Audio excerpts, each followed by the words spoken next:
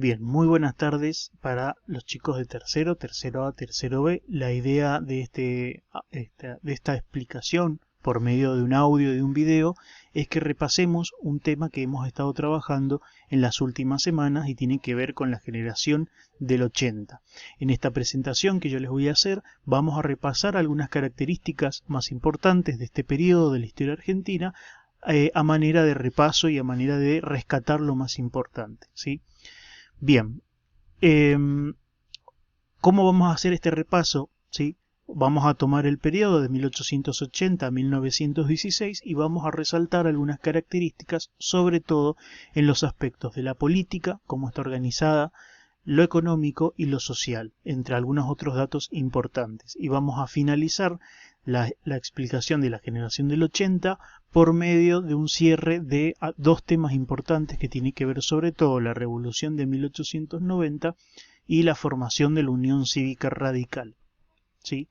Bien, obviamente que para hacer un primer repaso o sacar la primera conclusión del repaso es tratar de recordar un poco a qué se denomina generación del 80. La generación del 80 se lo puede entender bajo dos formas. Por un lado es un periodo histórico que se desarrolla entre 1880 y 1916 y en el cual durante este periodo se van desarrollando distintos presidentes, se suceden distintos presidentes que todos tienen la misma característica porque pertenecen al mismo partido político, que es el Partido Autonomista Nacional o conocido por sus siglas, el PAN. ¿Sí? Bien, empieza en 1880 porque es una fecha muy importante, gana la presidencia Julio Argentino Roca y finaliza este periodo en 1916 porque accede a la presidencia un personaje que no pertenece al PAN y que pertenece a la Unión Cívica Radical. Por eso este periodo de la generación del 80 finaliza en 1916. Finaliza la preponderancia del Partido Autonomista Nacional, ha caído del poder y es reemplazado por otro que es la Unión Cívica Radical. Y además se puede entender también a la generación del 80 como un grupo de intelectuales y políticos que se desarrollan en este periodo también de 1880 a 1916. Les doy un dato complementario. Muchas veces en los textos o en los libros a la generación del 80 lo desarrollan entre 1880 y 1912. ¿Por qué es 1912? Porque bueno, es cuando se aprueba la famosa ley de voto secreto obligatorio y universal, que es la que posibilita, por ejemplo, en 1916 que Hipólito Yrigoyen, el candidato de la Unión Cívica Radical, gane y acceda a ser presidente de la República. Sin embargo, no importa, 1912 y 1916 son las dos importantes. Yo en este caso puse 1916 cuando Yrigoyen concretamente asume como presidente. Bien, a continuación yo acá les he colocado una línea de tiempo donde básicamente rescata a los presidentes, las figuras más importantes del periodo, desde Julio Argentino Roca hasta Victorino de la Plaza. Bien, esto es a modo de repaso. Si no, lo podemos ver acá un poquito más detallado.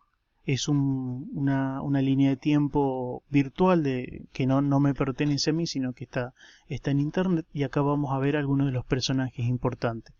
Van a ver que son todos hombres, son todos generalmente abogados, algunos relacionados con el oficio militar.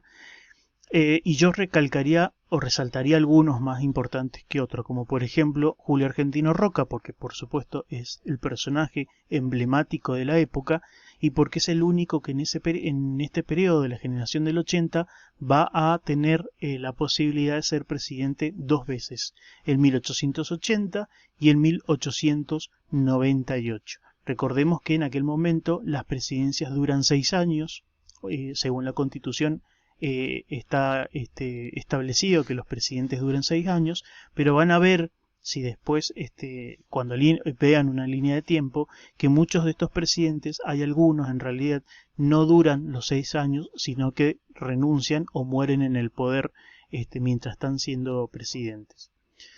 Bien, entonces yo les resalté Julio Argentino Roca, también el otro importante es Miguel Juárez Celman, que Miguel Juárez Celman es el primer presidente del periodo que renuncia debido a una revolución que sucede durante su mandato.